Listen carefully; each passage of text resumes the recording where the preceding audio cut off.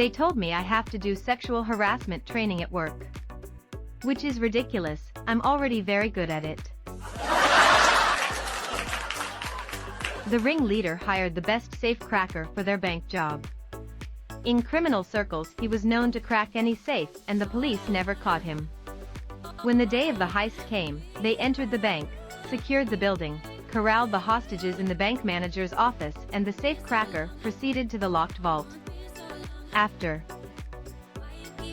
a few quick inspections, the safe cracker sat down, pulled off his shoes and socks, and started manipulating the combination dial with his toes.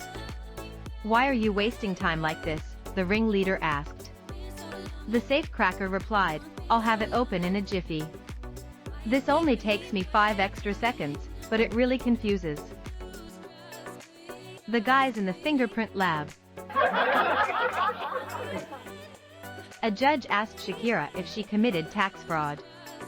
Shakira, "Of course not, Your Honor." Shakira's hips, "Of course we did, Your Honor."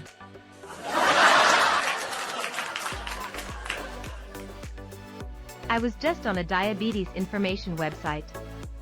It asked if I would accept cookies. Is that a trick question?